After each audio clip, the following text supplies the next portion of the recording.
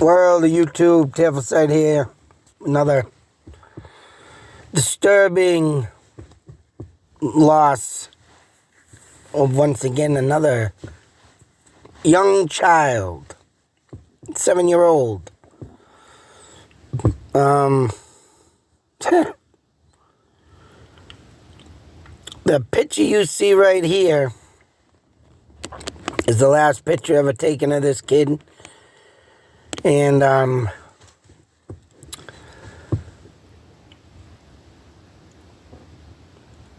this stepmother has never been convicted. Failed a polygraph test. Has a undetermined timeline of where she was between like 10:45 and 1 p.m. before she hit a gym. She was a bodybuilder, a teacher, but things started to take a turn for the worse for this woman when she married this kid's father, and the father had kicked her oldest son out, or a son, and by the looks of it, this woman took revenge by making this poor little man disappear. But like I say, they don't even have it down as a suspect. Any person of interest, it says at the end of this article. This is just insane. Supposedly there was a woman that she went to move into with. Woman bought burn phones, meaning phones off the radar.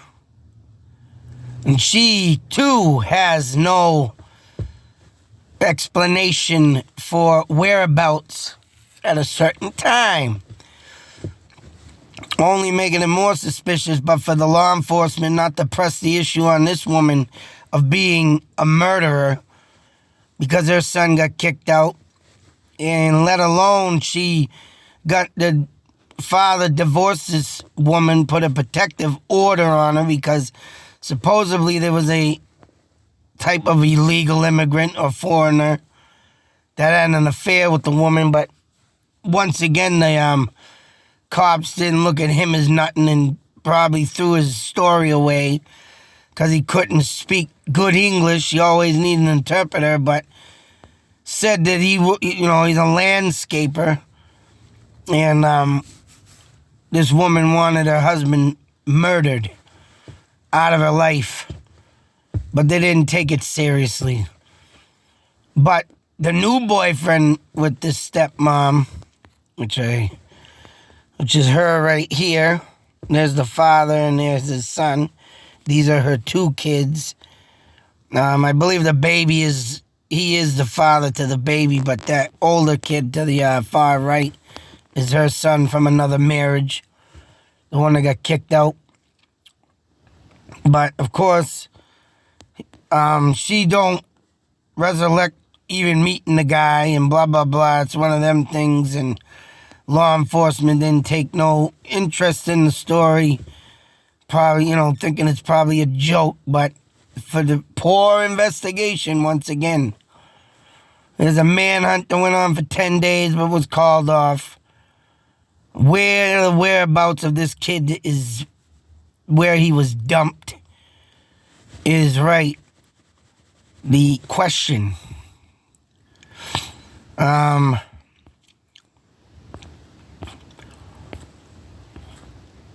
She made this kid put up his science project, and by the sounds of it, she made him bring it right back down, probably throw it back in the car, told him some BS story, to manipulate him to get back in the car and leave, because witnesses said they saw her leaving with him at 8:45.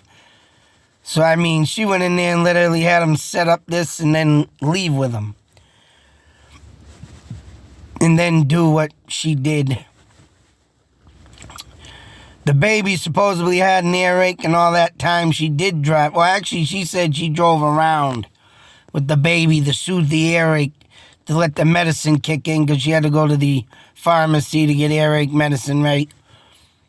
But yeah, it's still unaccounted for in that time. And, the whereabouts of the other woman is still nothing there, of course. The biological mother lived in Medford, and this is all out in Oregon, out in the West, the Wild West. A lot of wild stories that come out there. But, it just, oh man, it's sick. In Oregon being like a heavily wooded area, lots of woods out there, you could just imagine where this kid was dropped off. I mean, he could have rightfully been placed in a friggin' dumpster. 2010, the school didn't have security cameras, which that's why I think today is right. Everything. I don't care. If you got nothing to hide, you should have no problems. There's a lot of things that need just more cameras set up.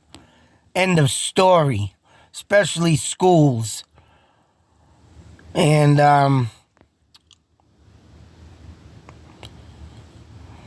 she said she, watched him walk to the second floor as he walked into his classroom on the second floor. However, Cameron never attended his classes that day. Yeah, if you watched him right, by 3:30,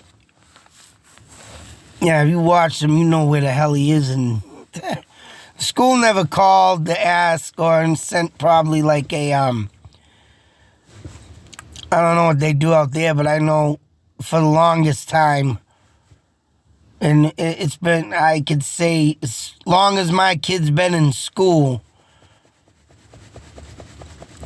I can say as early as 2006, 2005, I can remember that the schools here that my kids attended, they send a call. We see that your son or daughter is on the absent list today. So 2010, if California or Oregon didn't have that, that right there is a game changer. That right there is, very unschoolish. That should be in, effect. And if it wasn't in effect out there by 2010, the East Coast, must be stepped up their game, because even to this day, I still get them calls. So your kids are on the absent list. And right, if you don't have a note, they lose points. They lose their attendance. They can lose their, they can stay back, for Christ's sakes, or, 8 days missed without an excuse. So, I mean, with this happening and the school not rightfully calling the parents, let alone the father, that was a mistake there. Or I think, yeah, that's the father there. It looks different. Ugh. You got a reddish, yeah, I guess that's the father. Of course, she turned into an alcoholic.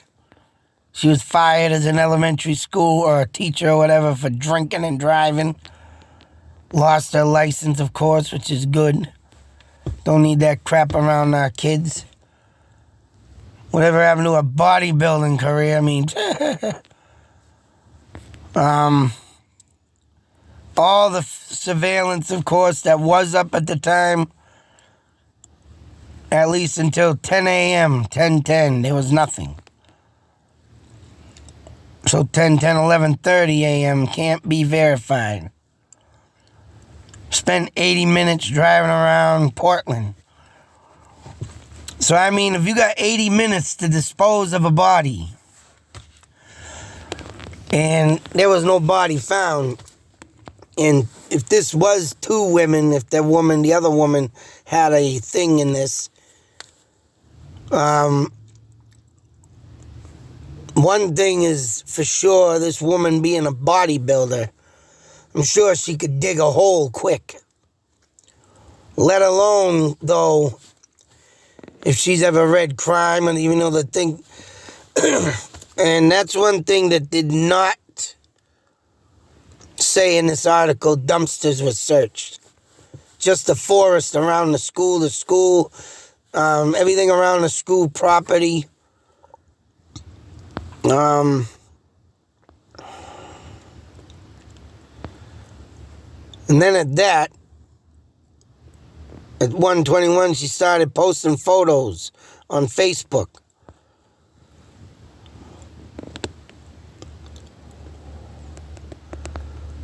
You know, and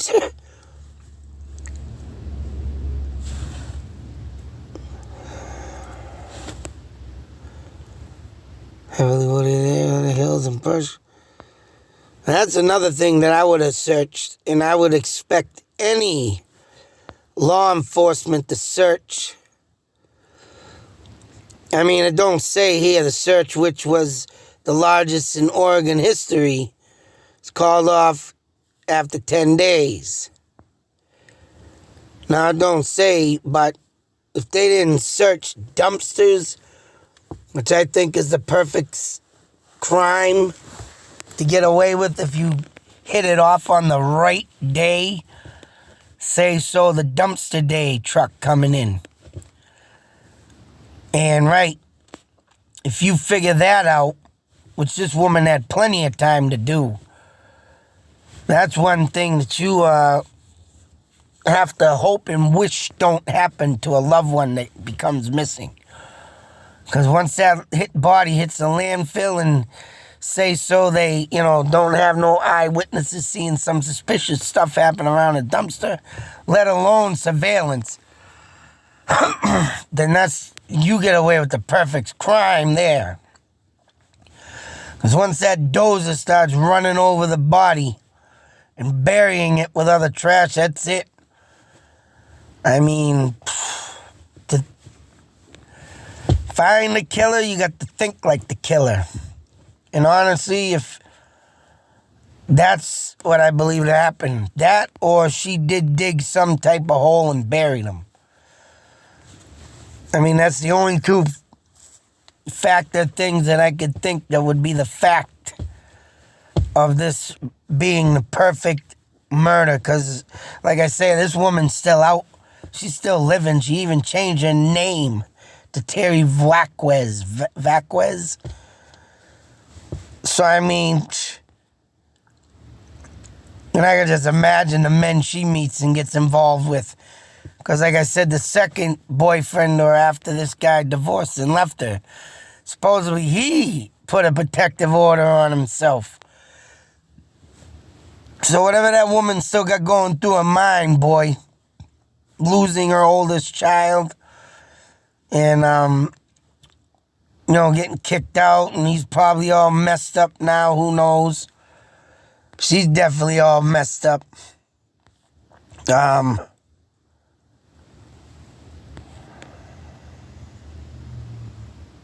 And two eyewitnesses said that they saw an unidentified man inside the vehicle that day. She stormed out during a second polygraph test, because she failed the first. But, as you can see here, they had investigators start developing deeper into Terry. Discovered that she started texting inappropriately with 37-year-old Michael Cook, a friend of Kane's, only a couple weeks after. And there's another thing. This guy, too, was involved.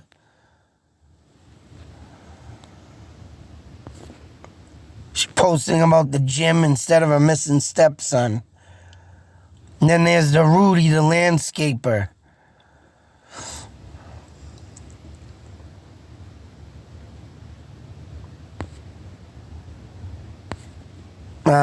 They did try to wire him, but Terry was unsuccessful with giving out what she said before.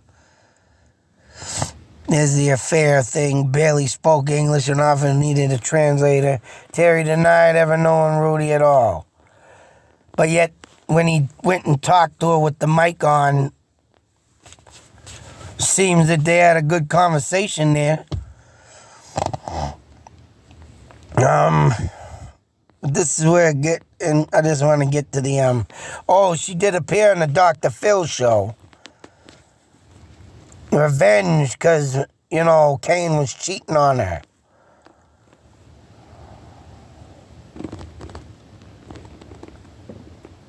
She failed the polygraph because she couldn't hear. Okay. But this is the end of it. I wanted it 20 years old. So, continue to get in trouble with the law, including a DV against a live-in boyfriend who also got a PO against her in 2016. Terry remarried in 2018, and she now goes by the name of Terry Vasquez. So, she's married. She'll be popping out other kids. Terry has not been named a person of interest or a suspect in the case. So, that is wrong. That right there is sick and demented. I don't know what they're thinking or what. This is a perfect example of a perfect crime. But yes, she is not a person of interest nor a suspect. To me, that's literally, deliberately insane to even think this woman is roaming the streets and got away with killing a stepson. Manipulative she is. She manipulated the boy to get him back out of school. She manipulating her new husband to live with her. Oh, boy. And who knows what is going to happen next in this woman's life. Then again, you don't have to worry about her son there getting thrown out, right? Who knows, but she was a substitute teacher. But, yeah, it's one of them cases, boy. And all I like to know is, right, how well the searches on this case was done. Obviously not well enough in my eyes because, right, if you're doing a search, you gotta think of every possible place, including them dumpsters, boy. In 80 minutes, just to think 80 minutes to dispose of a body. And just imagine how this woman killed this poor kid. But 80 minutes. It had to have been done in their town.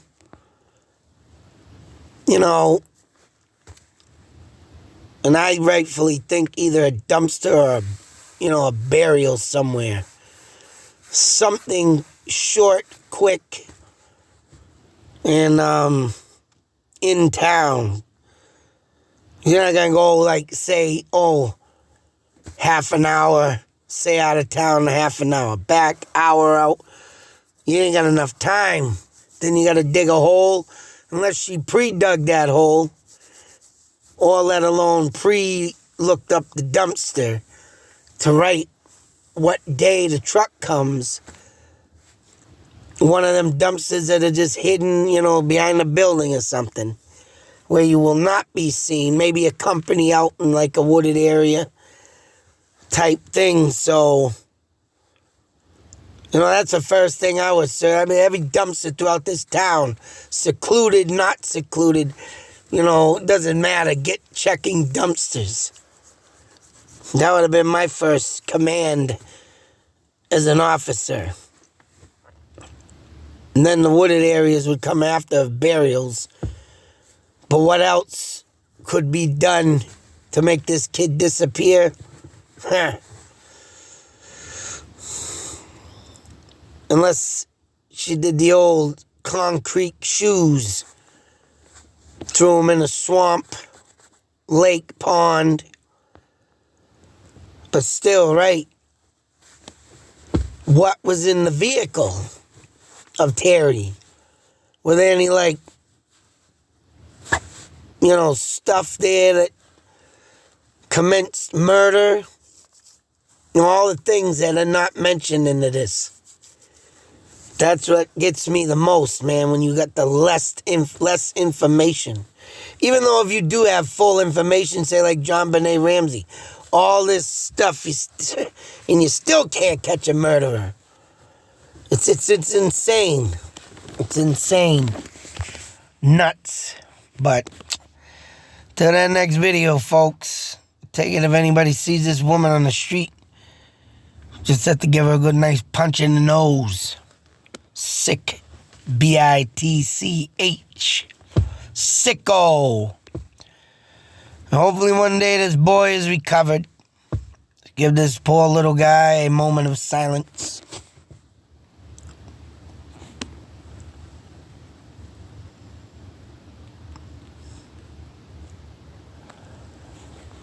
Hopefully one day he's found. I really doubt it's going to be in a good way, but till the next video, be safe, take care. Out.